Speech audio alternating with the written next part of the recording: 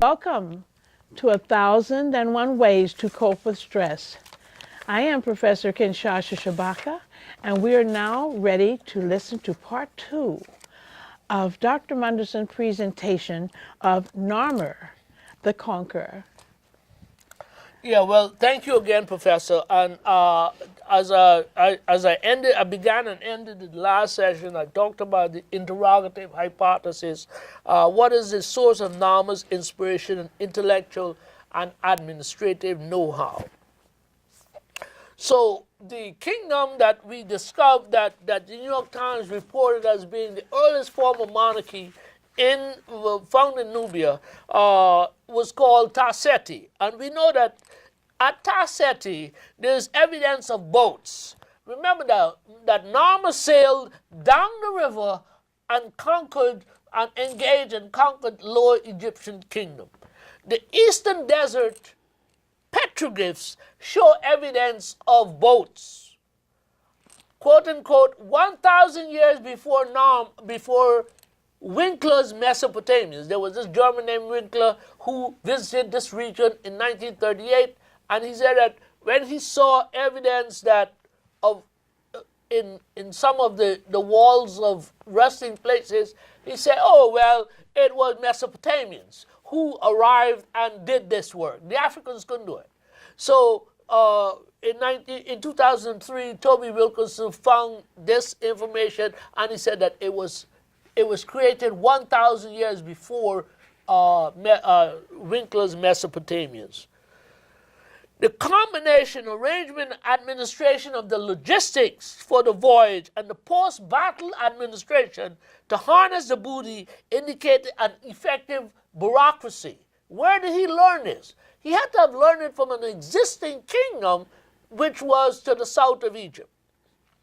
Later, according to Flinders Petrie, the father of modern archaeology, Egyptian archaeology, he said that the 17th dynasty kicked out the Hyksos who had occupied Egypt in the 16th, 15th, and 16th dynasty, and they became the people who founded the 18th New Kingdom dynasty. He said that the 17th dynasty, coming from Nubia, held Thebes as its capital.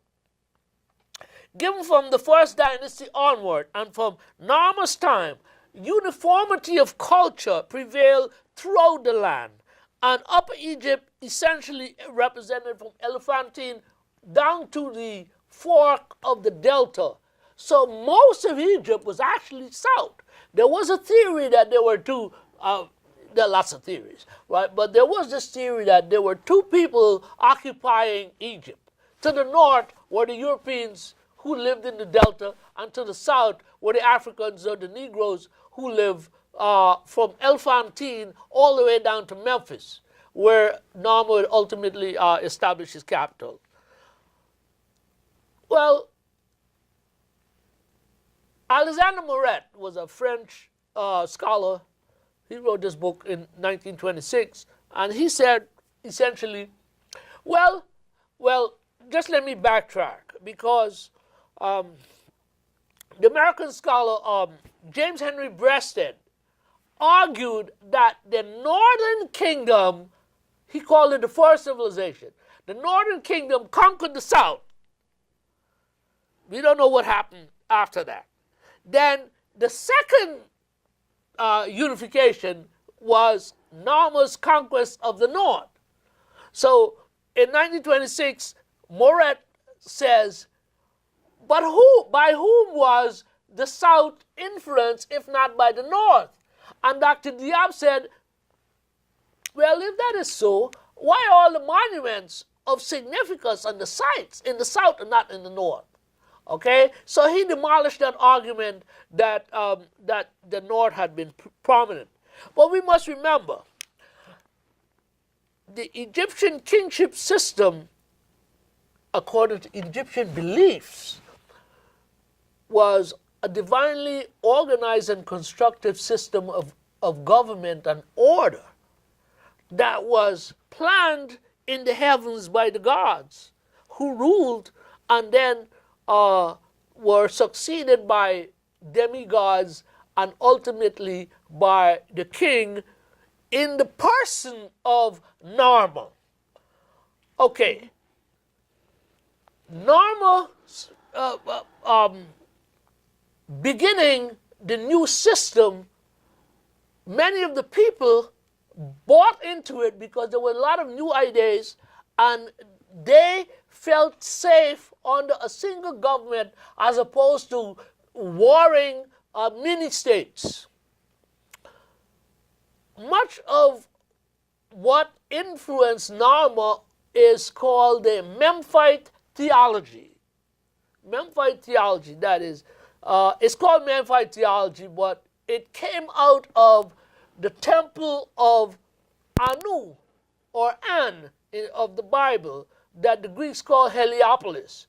And An was founded by a black people from the south who founded many cities as they sailed north. Ermont, Esna, and several others, including Heliopolis. So what is called the Memphite theology was the religious theology indicating the actions of the gods when they planned the state of Egypt. Now,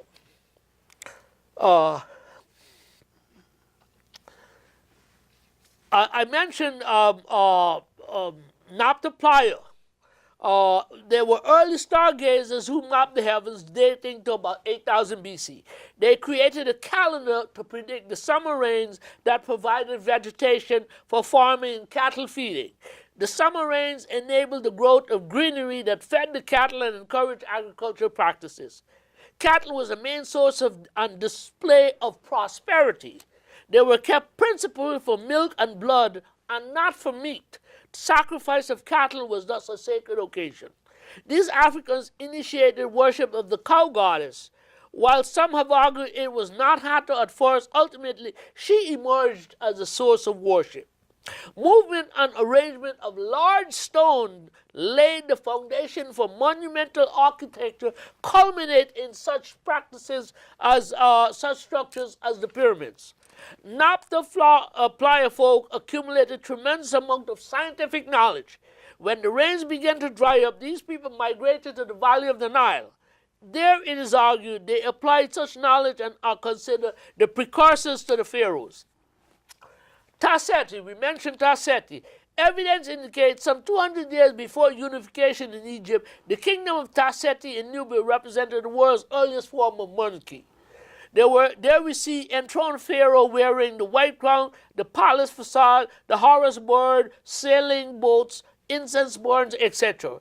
The knowledge gained from these two cultures, Nabta-Playa and Tasseti, combined with the petroglyphs from the eastern desert, benefited Egypt tremendously.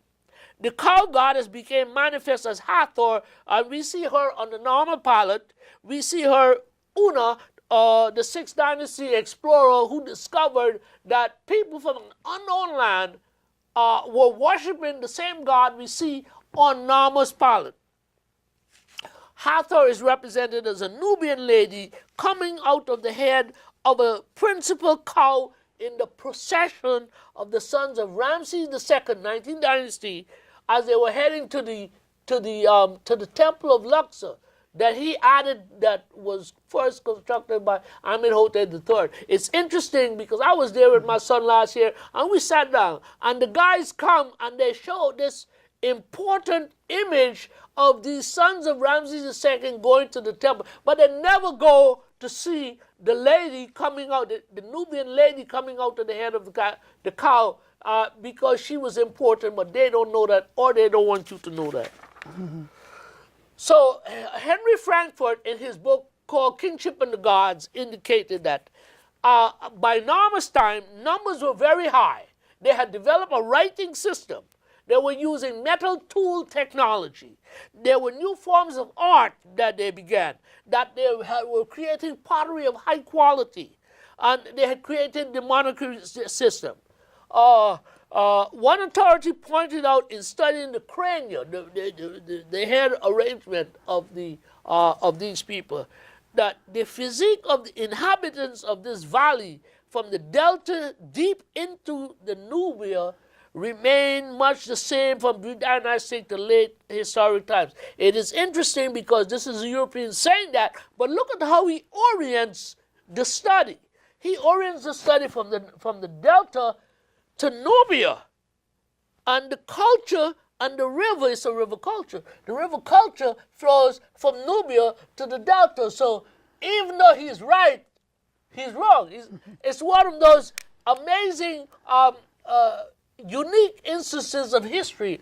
Now, Aristotle, the great Greek philosopher, he said that the Egyptians and the Ethiopians were cowards because they were black. He says that they were black, and he says they were cowards. He was right because that they were black, but he's wrong because they were cowards, because when you look at the battles of history that blacks have fought, we're not cowards. So he was right and wrong. And here's another guy, okay? There was another guy, a late 26th dynasty pharaoh, confronted with the Greeks encroaching upon Egyptian territory in the delta. He agreed to give to confine the Greeks to the port city of Naucratis.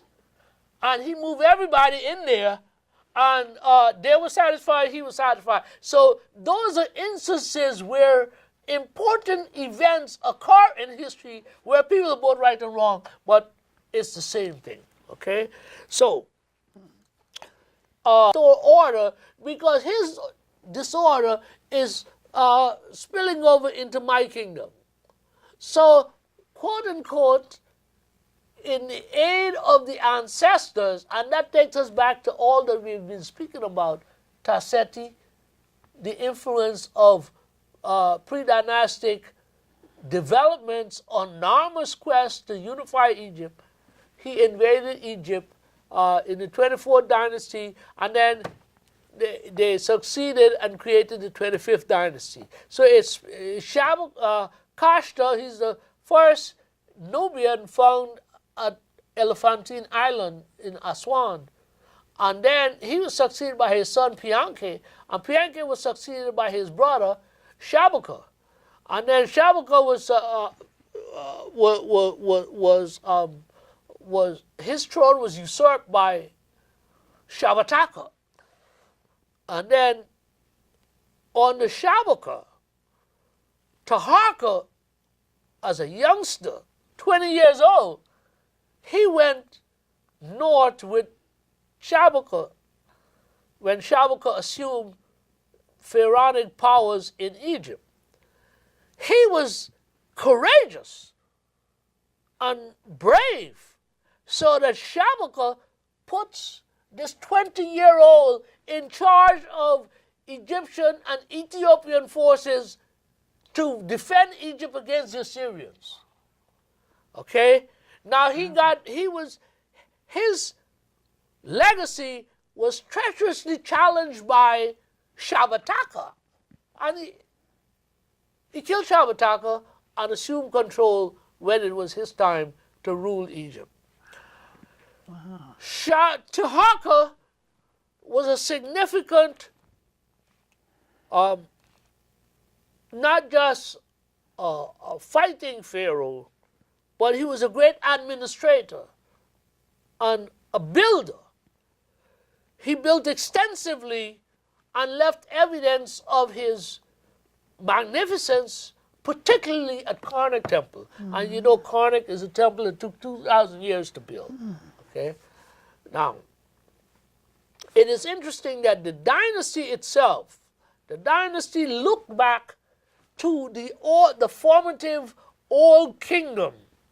And again, we begin to, our glasses may be a bit foggy, but we can see connections between NARMER, the Old Kingdom, and this 25th dynasty. Now, there's a temple called Medinet Habu, where Ramses III of the 20th dynasty built his mortuary temple. But in the outer court of that temple, there are two things. There are two temples. One, an older 18th dynasty temple, and two, the temple of Queen Amendaris, who was Pianke's sister. And when you get in there, you can't get in there right now because they locked gate. Well, but I've been there before, and I got my pictures. You see that the images on the walls mirror the Old Kingdom images.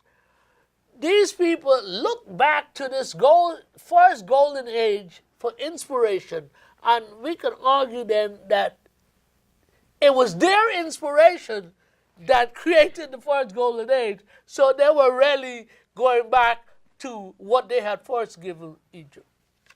Okay? So,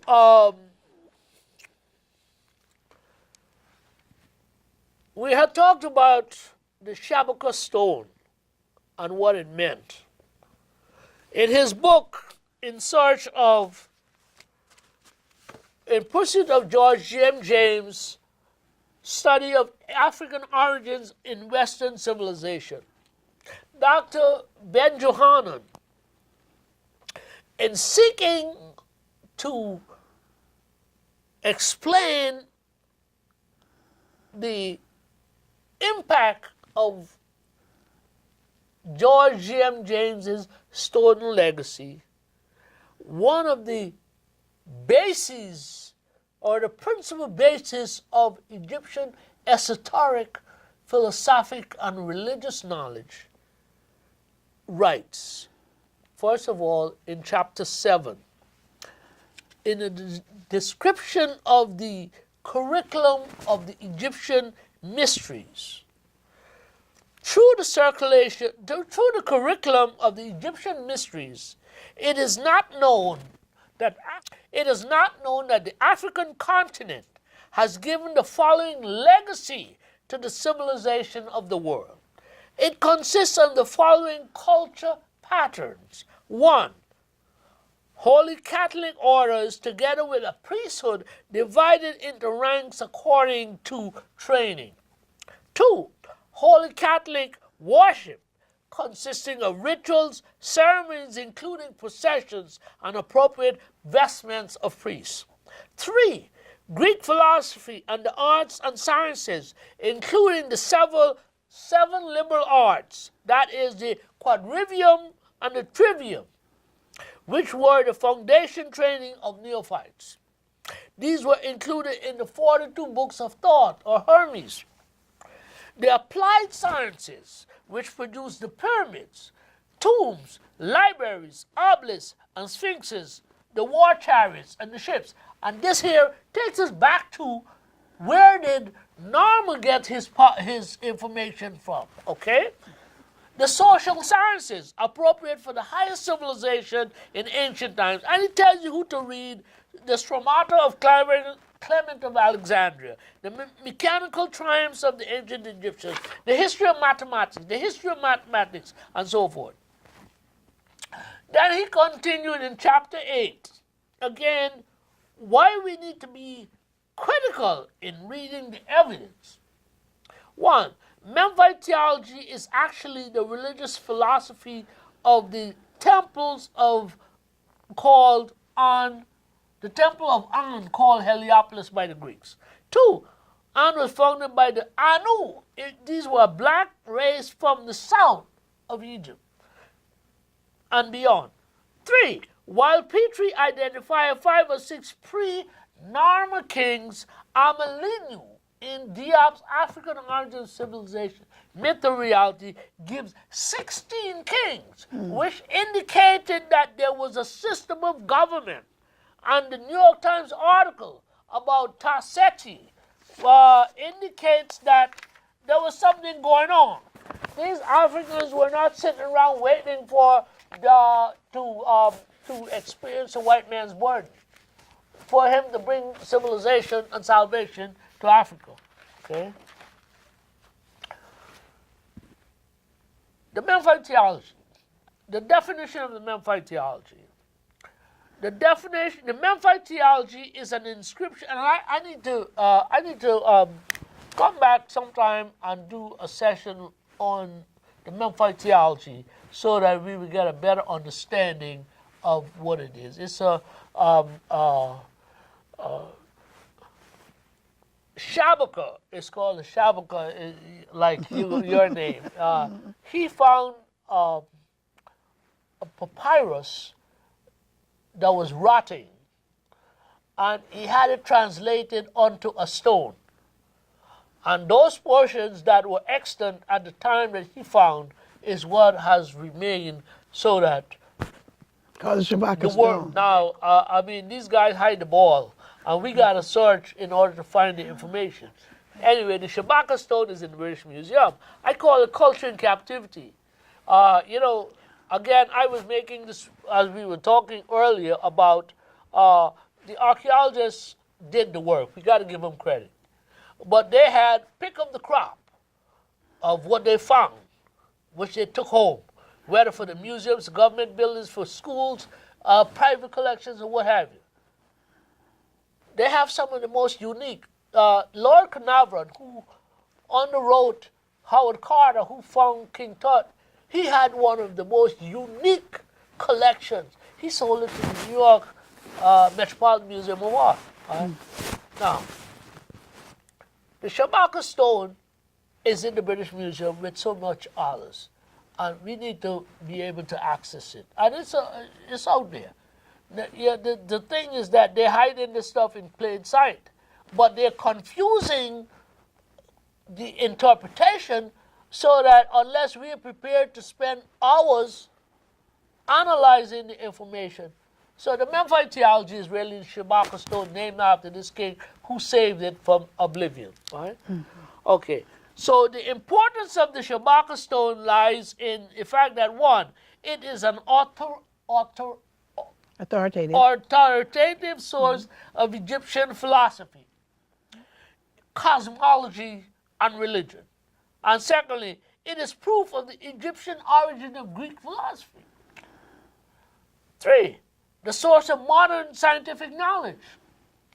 The atom, the Egyptian Atum, which is the Egyptian sun god. You see, in the morning it's called Atum.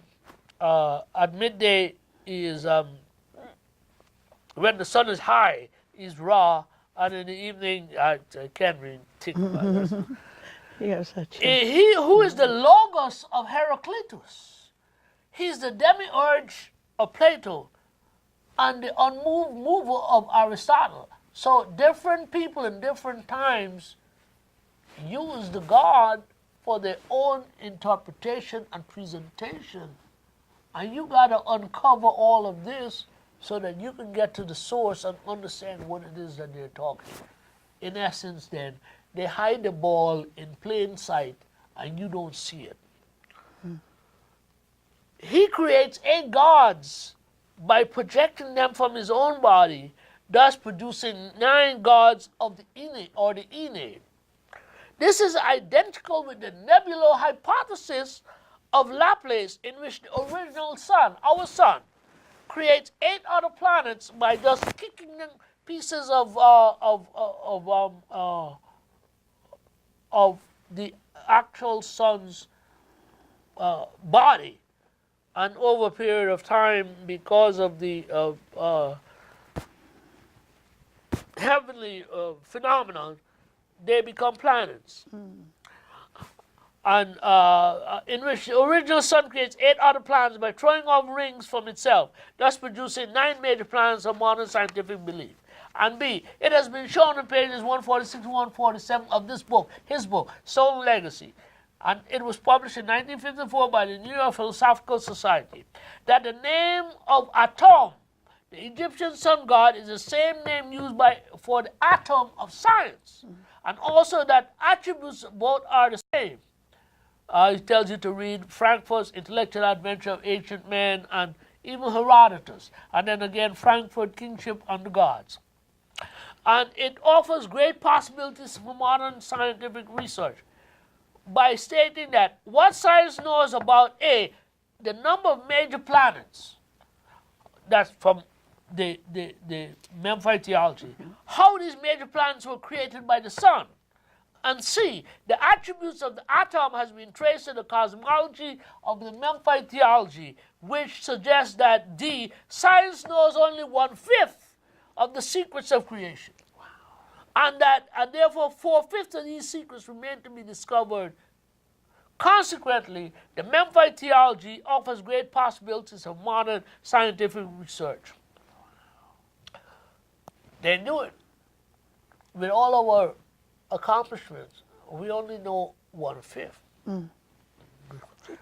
In his book, African Philosophy, the Pharaonic Period, 27 AD to 330 BC, Theophile of Benga, he was Dr. Diop's assistant. He talks about how the world came into being, that the universe was created by a divinity who was in another universe and stepped into this universe, and using liquid matter created everything else that we've come to accept as existence.